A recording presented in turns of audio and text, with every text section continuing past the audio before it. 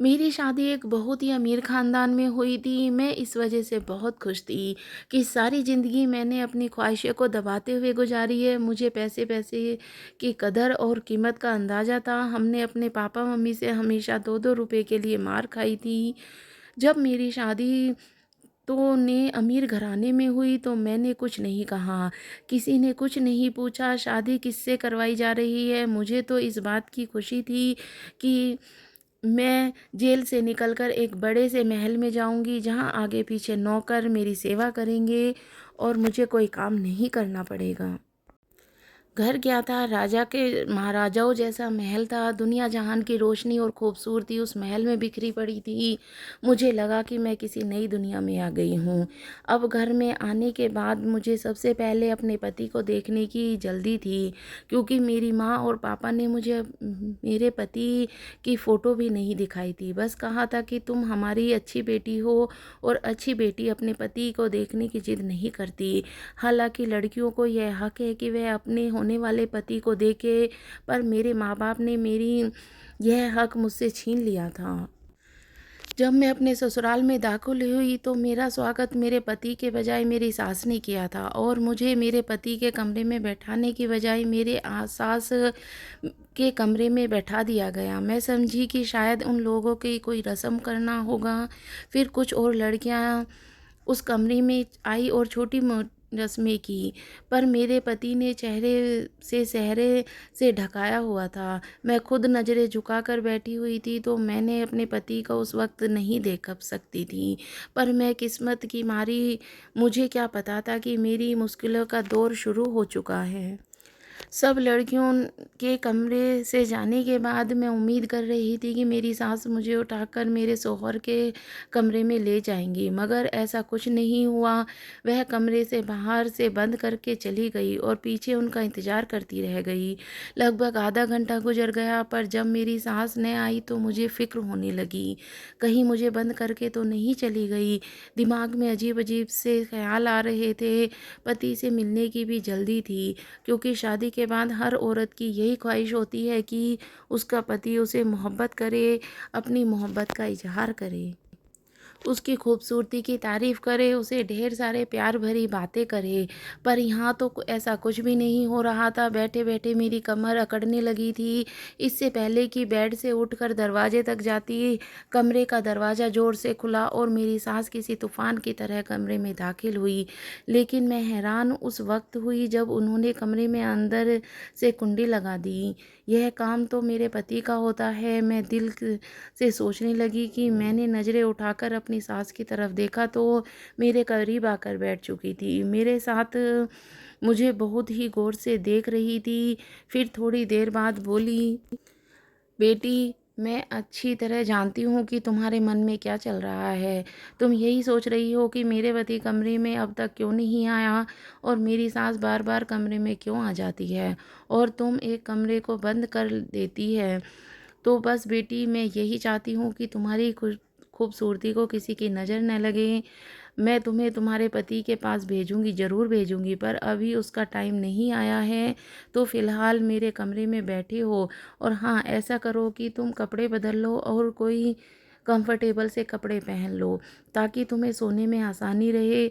मेरे सास बहुत अच्छी थी, उनके चेहरे से ही शराफ़त नज़र आ रही थी। पूजा पाठ में भी बहुत ज़्यादा विश्वास रखने वाली थी। मुझे भी खुशी हुई कि चलो अच्छी बात है कि मेरी सास बहुत ज़्यादा मॉडर्न नहीं है, क्योंकि मैं खुद सीधी-सादी और गरीब-सी लड़की थी कि मैं मॉडर्न आने पर आती तो मेरी ज़िंदगी मुश्किल हो जाती। वैसे भी मुझे अभी तक फ़ैशन करना, मेकअप करना तक नहीं आता था। मैं खामोशी से बैठी रही। मैंने कपड़े बदल लिए और फिर थोड़ी देर भगवान के सामने खड़ी होकर अपने मन की तसल्ली की। भगवान की पूजा ख़त्म करने के बाद मैं बेड पर आकर लेट गई और फिर पता नहीं मुझे कब नींद आ गई और मैं सो गई। जब मेरी आँख खुली तो मैं अपनी सास को कमरे में ही, मुझे बुरा नहीं लग रहा था कि मेरी सास मेरा इतना ख़्याल रख रही थी। इसीलिए फिर मैं बुरा क्यों मानती। मेरी सास आकर मुझे हरे रंग का एक जोड़ा पहना दिया, कहने लगी कि पहन लो, मैंने तुम्हें मेहमानों से मिलाना है। अब दिन का वक्त हो गया है, तुम अपने पति को बाद में देख लेना, फ़िलहाल इस वक्त मेहमानों से मिलना है। मेहमान तुम्हें देखने आ रहे हैं, हमें रिसेप्शन भी तो कराना है। मैं खुश हो गई। मैं अच्छी तरह से कपड़े पहनकर खुद को तैयार कर लिया और उनसे मिलने के लिए मुझे बारी बारी आने लगी। खानदान की नई सदस्य थी, इसीलिए मुझसे मिलने के लिए बहुत सारे लोग आए थे। पर जो भी मुझे देखता वह बड़ी अजीब नज़रों से देखता और घूमता ही चला जाता। यह ऋतिक की बीवी है।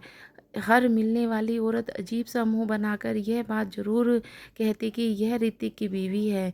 सारी मेहमान औरतें मुझे मुड़ मुड़ कर ऐसे देखती हैं जैसे मैं कोई अजूबा हूँ।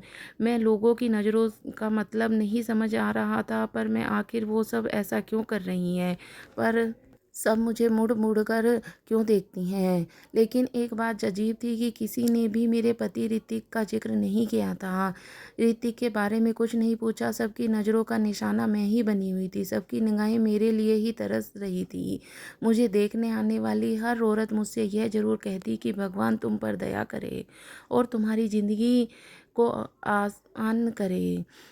मुझे बहुत ही अजीब लग रहा था, क्योंकि मेरे ससुराल वाले बहुत ही अच्छे लोग थे। उन्होंने मेरे साथ अब तक कुछ भी गलत नहीं किया था, बल्कि मुझे हाथों हाथ ही लिया था। मुझे यह महसूस ही नहीं होने दिया था कि मैं किसी गरीब घर से आई हूँ।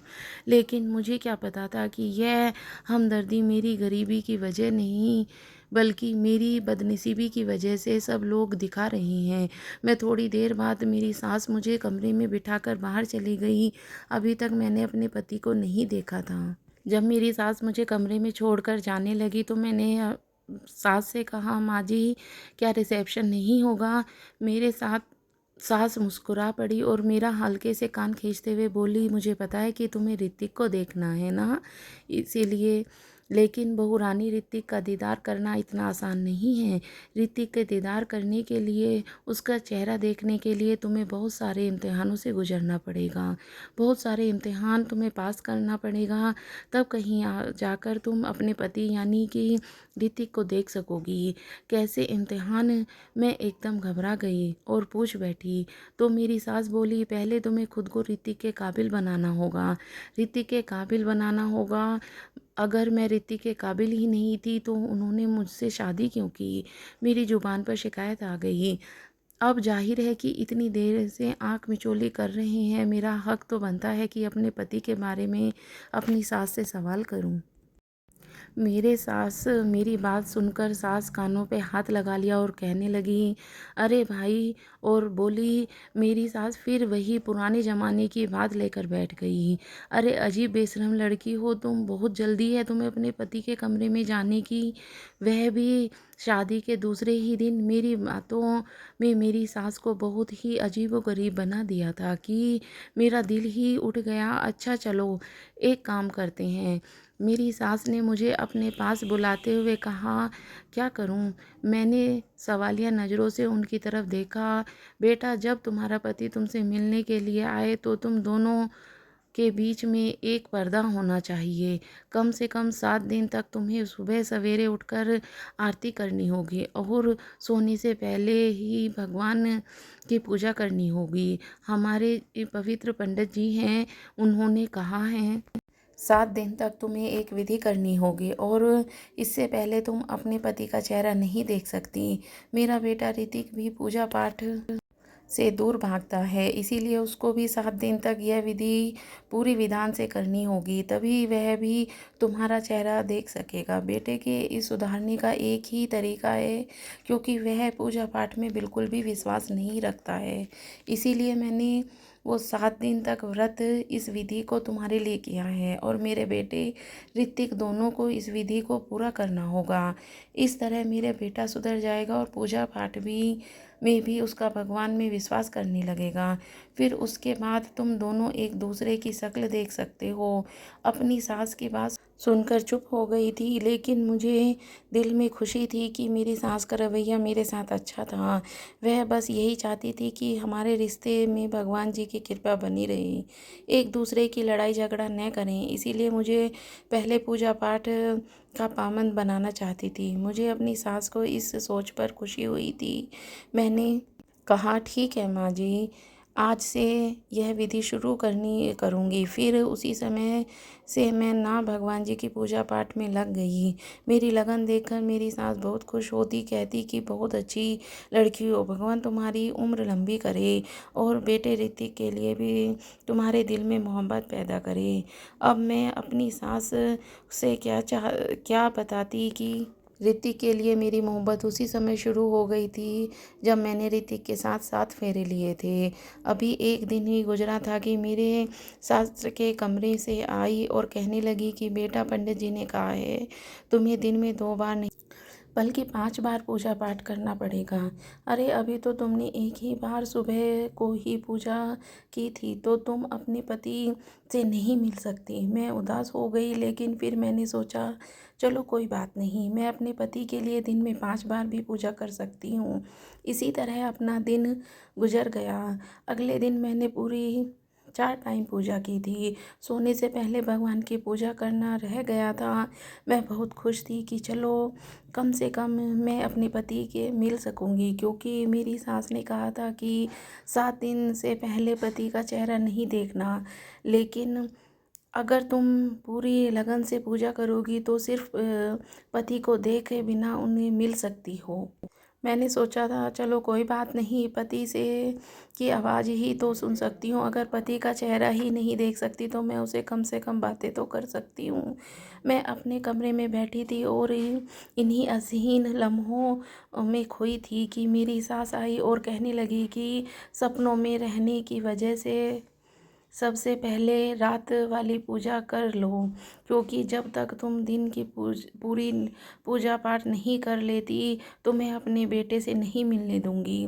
वह अपने हाथ में एक सफ़ेद कलर की दुपट्टा लेकर आई थी।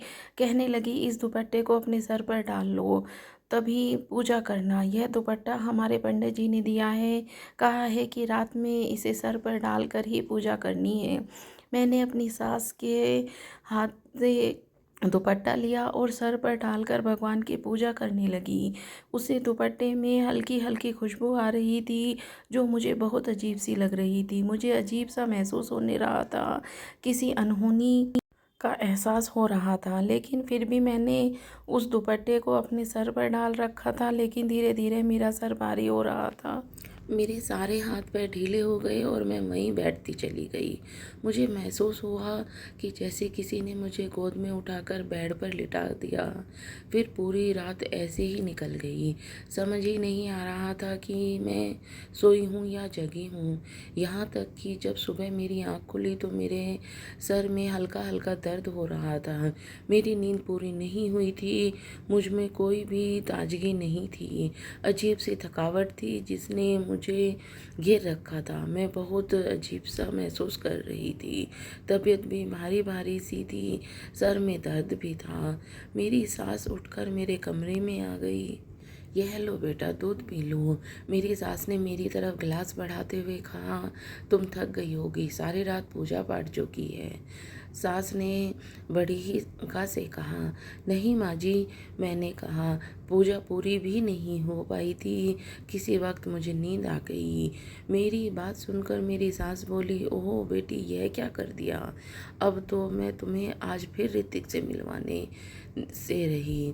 कहकर मेरी सास ने मेरे सर पर बाम लगा दिया। तो क्या मैं अपने पति से मिलने के लिए सारी ज़िंदगी ऐसे ही तरसती रहूँगी। मेरी बात सुनकर मेरी सास ज़ोर ज़ोर से हंस पड़ी। मेरे साथ सास कहने लगी, मैंने कब कहा कि तुम ऋतिक से मिल नहीं सकती। बस आज की पूजा पाठ करें, विधि विधान से कर लेना, फिर तुम रात को ऋतिक से मिल सकती हो। मैंने अपनी सास से कहा, ऋतिक का दिल नहीं करता मुझसे मिलने के लिए। तो मैंने सास हंस पड़ी, अरे वह तो दिन रात मेरा दिमाग खाता रहता है। कि मुझे निशा से मिलवा के लो, लेकिन नहीं बेटी, जब तक तुम दोनों पूजा पाठ पूरी विधि विधान से नहीं कर लेते, मैं तुम्हें एक दूसरे से नहीं मिलवा सकती। सास की बात सुनकर मैं खामोश हो गई। आज तो मेरा पूजा करने का भी दिल नहीं कर रहा था, क्योंकि 3 दिन हो गए थे और मैंने अपने पति को देखा भी नहीं था। पर फिर भी एक अजीब से सिलसिला शुरू हो गया। दिन में 4 बार पूजा करती, लेकिन रात की पूजा के बाद मेरी सास मेरे कमरे में आती और कहती कि बेटा, आज मैं तुम्हारे लिए फला चीज़ खाने के लिए लाई हूँ, यह तुम खा लो। वह चीज़ खा लेती और उसे खाते ही मुझे नींद आ जाती। मेरी सास कभी खजूर लेकर आ जाती, तो कभी दूध की प्याली, तो कभी खीर, तो कभी शरबत। सास की लाई हुई चीज़ों को खाने ही मन नींद की आगोश में चली जाती। फिर पूरी रात सोई रहती, ना जागती रहती। बस ऐसा लगता कि जैसे मेरे पास कोई है। मैं किसी को अपनी आगोश में महसूस करती थी। लेकिन एक रात मैंने सोच लिया कि सच्चाई जानकर रहूँगी क्या। फिर रात को मेरे पास कौन होता है और मेरी सास मुझसे सुनाने वाली चीज़ें क्यों खिलाती है। रात होते ही जैसे ही मेरी सास मेरे पास आई और कहने लगी, बेटा, मैं तुम्हारे लिए जूस लेकर आई हूँ, इसे पी लो, तुम्हें ताकत मिलेगी। देखो दिन पर दिन कैसे कमज़ोर होती जा रही हो। मैंने जो उसकी तरफ देखा भी नहीं और अपनी सास बोली, नहीं माँ जी, आज जूस पीने का बिल्कुल भी मन नहीं कर रहा, आप इसे वापस ले जाएं। बारात वाली पूजा करने जाती हूँ। तब लगभग 1 हफ्ते की कोशिश कर रही थी कि रात वाली पूजा को पूजा कर लूं, लेकिन मैं रात वाली पूजा कर ही नहीं पाती थी। इससे पहले ही मुझे नींद आ जाती थी। इसीलिए आज मैंने सोच लिया है कि कुछ भी नहीं खाऊंगी पीऊंगी और पूजा पूरी करूंगी। तीसरी बार मेरी सास मेरे कमरे में आई। मुझे बहुत अजीब लग रहा था कि मेरी सास मेरे कमरे में बार बार क्यों आ रही है। इस बार उनके हाथ में वो सफ़ेद चादर भी थी। कहने लगी, बहू, मैंने तुमसे कितनी बार कहा है, पूजा करने से पहले यह सफ़ेद चादर ओढ़ लिया करो। यह लो, मैं तुम्हारे लिए नई चादर लेकर आई हूँ, इसे ओढ़ लो। मैंने सोचा आखिर चादर ओढ़ने में क्या हर्ज है। मैंने अपनी सास से हाथ से चादर लेकर अपने सर पर डाल ली और फिर मैंने साथ यही हुआ जो बिल्कुल नहीं चाहती थी। चादर ओढ़ते ही मेरे ऊपर बेहोशी सवार होने लगी, नींद आने लगी। फिर मैं सो गई। इस कदर गहरी नींद की जब मेरी आँख खुली तो सुबह के लगभग 8 बजे थे। मुझे लेट उठना बिल्कुल भी पसंद नहीं था, लेकिन फिर भी आज मैं लेट उठी थी। लेकिन इतना लेट उठने के बावजूद भी मेरा मूड बिल्कुल भी ख़राब नहीं था, बल्कि बहुत अच्छा था, क्योंकि मुझे पता था कि अब आगे मुझे क्या करना है, मेरा अपना कदम क्या होगा। अपनी सास की चालाकी उसे मैंने कैसे बचकर निकलना है, मैंने सोच लिया था कि अब यह पर्दाफाश करके ही रहूँगी। तो मैंने ऐसा ही किया। रात का वक्त हो गया। रात होते ही मेरे साथ सास की आवाज़ ही मेरे कमरे में बढ़ने लगी। मैंने बिस्तर पर तकिया रखा और वहीं लेट गई। मैंने सोने का नाटक करना था। मेरी सास रोज़ मुझे किसी न किसी बहाने सुला देती थी। आज मैं खुद ही सो गई। अपनी सास को दिखा दिया कि मैं सो गई चुकी हूँ, ताकि वह मुझे सुलाने के लिए मेरे कमरे में ना आए। अभी लगभग 10 मिनट गुजरे ही थे सोने का नाटक करते हुए कि कमरे में हलचल महसूस हुई। मेरे कमरे का दरवाज़ा खुला, फिर कुंडी लगाने की आवाज़ आई। किसी के भारी कदमों की आवाज़ मेरे कानों में पड़ रही थी, पर मैं आंखें खोलकर देख नहीं सकती थी। फिर मैंने देखा कोई धीरे धीरे चलते हुए मेरे करीब आया। यह कोई मर्दाना कदम थे जो मुझे महसूस हो रहे थे। तभी मेरे कान एकदम से खड़े हो गए थे, क्योंकि किसी ने मुझे छुआ था। मुझसे बर्दाश्त नहीं हुआ। मैंने अपनी आंखें खोलकर सामने देखा, जो कि न काबिले बर्दाश्त था। सामने खड़े इंसान को देखकर मेरे सर पर आसमान गिर पड़ा। मैंने सोच भी नहीं सकती थी कि मेरे साथ इतना बड़ा धोखा कर सकती है। मेरी आँखों में टप-टप आँसू बहने लगे। मैंने इस शादी के बारे में क्या-क्या सोचा था और मेरे साथ क्या-क्या हो गया। भगवान कहाँ फँस गई हूँ। मैं दिल ही दिल में सोचा, मेरे दिल की धड़कन तेज हो चुकी थी। मैं बेड से उतरकर किसी बात की परवाह न करते हुए कमरे से भागी और भागती हुई बाहर आ गई। मेरी सास ने मुझे देखा तो वह हक्का-बक्का रह गई। उनके चेहरे का रंग पीला पड़ गया। मन चलती हुई अपनी सास से बोली, आपने मेरे साथ इतना बड़ा धोखा किया, आपको शर्म नहीं आई? अगर मेरी जगह आपकी बेटी होती तब आप क्या ऐसे ही करती? मेरी आँखों से लगातार आँसू बहे जा रहे थे। आपने अपनी औलाद पैदा करने के लिए यह सब कुछ किया। मैं सोच भी नहीं सकती थी कि आप लोग इतना नीचे गिर जाएँगे, इतने घटिया निकलेंगे। मेरी बात सुनकर मेरी सास मेरे पास आई और मेरे हाथ को थामते हुए कहने लगी, बेटी, भगवान के लिए ऐसी बात ना करो। मैंने तुम्हारा चेकअप करवाया है। तुम थकी-थकी सी रहती थी, तुम्हें चक्कर आते थे। तुम्हें याद है ना, उस दिन हमारे पर यह दाई आई थी, उसी ने तुम्हारा चेकअप किया था। उसने बताया कि तुम उम्मीद से हो। मेरे साथ मेरे सिर पर एक और बम फोड़ दिया। यह क्या कह रही हैं आप? आपने तो कहा था कि आपके बेटे से मिलने के लिए तुम्हें न जाने क्या-क्या इम्तिहान पास करने पड़ेंगे। फिर मैं पेट से कैसे हो गई? आप ये कैसे कह सकती हैं कि मैं आपके बेटे के बच्चे की माँ बनने वाली हूँ? आपको एहसास भी है आप क्या कह रही हैं? मेरे साथ मेरी बात पर सुनकर सर झुकाकर बोली, बेटी, मैं क्या करती? मैं मजबूर थी। औलाद की खुशी किसे नहीं चाहिए होती। अगर मैंने उसके लिए थोड़ी-सी हेरा-फेरी कर ली तो मुझे माफ़ कर दो, और कुछ नहीं कर सकती। और एक माँ होने के नाते मुझे अपनी भलाई भी सोचनी थी और अपने बेटे की खुशी भी सोचनी थी। मैंने अपनी सास की कोई बात नहीं सुनी। सास मेरी विनती कर रही थी कि अब तो तुम्हारी कोख में हमारा पोता है, हमारी औलाद है, तो तुम्हें इस तरह घर पर से नहीं जाना चाहिए। लेकिन मैं अपनी सास की कोई बात नहीं सुनना चाहती थी। इतने बड़े धोखे के बाद मैं इस घर में नहीं रहती, यह मुझे बिल्कुल भी गँवारा नहीं था। मैंने अपने आप को कमरे में बंद कर लिया और अपना सामान पैक करने लगी। फिर सीधा अपने माँ-बाप के घर आ गई। माँ-बाप को भी मैंने सारी कहानी सुनाई। मेरी माँ मेरी बात सुनकर हक्का-बक्का रह गई। बोली, बेटी, हमें माफ़ कर दो, हमें यह सब पता था, लेकिन हमने तुम्हें यह बात जानबूझकर नहीं बताई।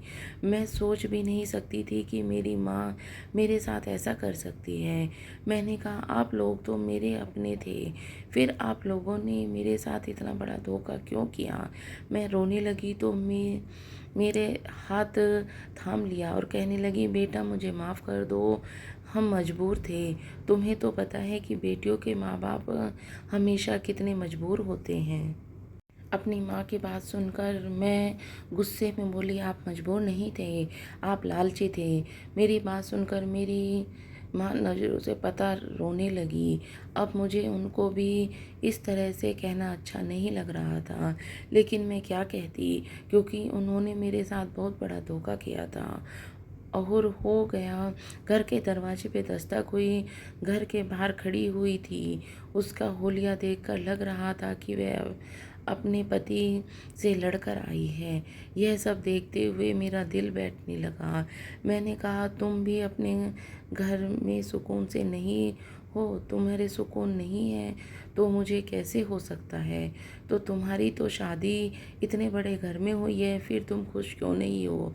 मेरी बहन बोली, हमारे घर में रुपये पैसों की तंगी है, रोज़ घर में लड़ाई झगड़े होते हैं।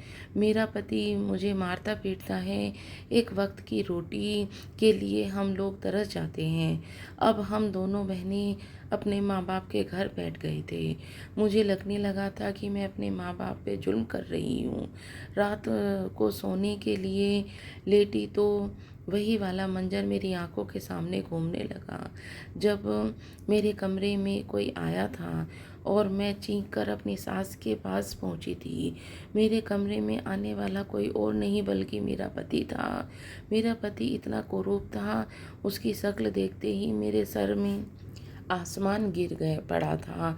पता नहीं मेरे पति जन्म से ही इतना बदसूरत था या फिर बाद में किसी दुर्घटना ने ऐसा हुआ था, लेकिन जो भी था वह बहुत ज़्यादा बदसूरत था। मेरा पति एकदम ही यह सब सोचते सोचते मेरा दिल घबराने लगा। मैं एकदम से उठकर बैठ गई। मुझे लगा कि मैं अपने माँ बाप के साथ बहुत गलत कर रही हूँ। मेरे माँ बाप जो भी किया वह मजबूरी में किया, क्योंकि वह बहुत गरीब लोग थे और गरीब के लड़की बिहाने कोई नहीं आता। सब दहेज के लालची होते हैं।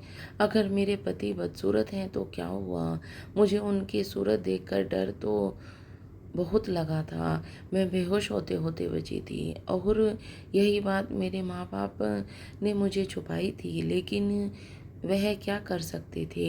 मेरे माँ बाप की भी मजबूरी थी, मेरी सास की भी मजबूरी थी। वह भी अपने बेटे की खुशी चाहती थी, अपने ख़ानदान का वारिस चाहती थी। यह बात मेरे पति ने नहीं, मेरी माँ अच्छी तरह से जानते थे, क्योंकि इतने बदसूरत इंसान के साथ कोई भी लड़की रहना पसंद नहीं करेगी। फिर मैंने अपनी माँ बाप की गरीबी और मजबूरी को देखते हुए एक फ़ैसला लिया। बदसूरत पति के साथ रहने के लिए तैयार हो गई।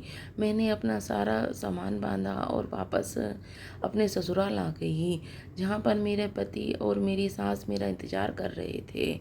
मेरे पति का सर और मेरे सामने झुका हुआ था। वह मुझसे माफ़ी मांग रहे थे। मुझे माफ़ कर दो, मैंने तुम्हारे साथ बहुत बुरा किया है, तुम्हें धोखा दिया है, तुम्हारी उम्मीदों को और ख्वाबों को तोड़ा है।